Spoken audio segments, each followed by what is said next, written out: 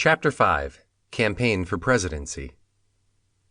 After 4 years of President Dwight Eisenhower's reign in the White House, many Americans felt it was time to move on to a Democrat administration in 1956. Among those looking for change, John F. Kennedy was included. Jacqueline fully supported her husband's intentions to try out his hand at higher politics.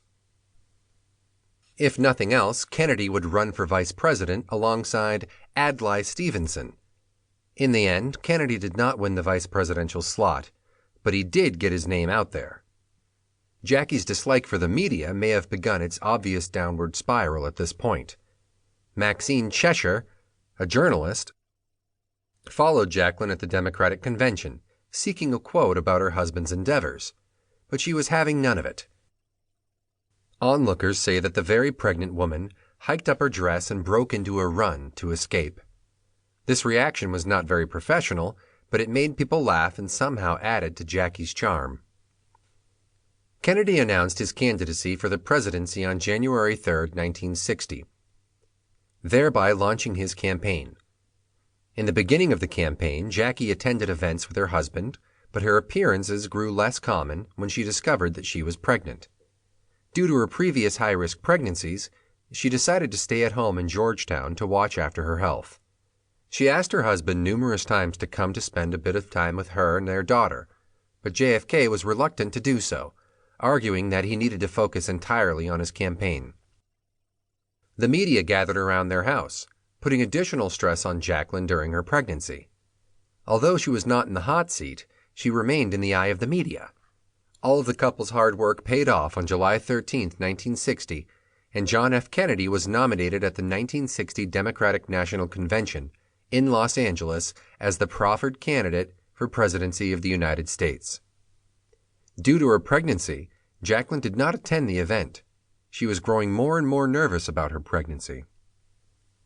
Kennedy flew home for a brief moment to have Thanksgiving with his family, but he had to fly back to Palm Beach that same night.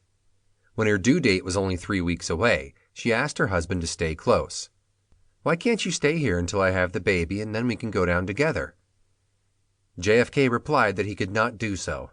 Their friend Bill Walton said that 3 weeks might as well have been 6 months to him. He was not about to put everything on hold just because Jackie was a little nervous. He had a country to run. He left an upset wife behind him as he headed back to Palm Beach. His plane had barely lifted off the ground when Jacqueline was rushed to an emergency cesarean section. As soon as he landed, he immediately turned around and rushed back to his wife and newborn son. Although she was an exhausted mother, Jacqueline tried her best to maintain support of her husband's candidacy from home. In a weekly newspaper column called Campaign Wife, Jackie answered submitted questions and gave interviews. Additionally, her fashion choices drew a bit of attention from the media. Before she gave birth, she wore maternity clothing that emphasized her pregnancy, rather than trying to hide it.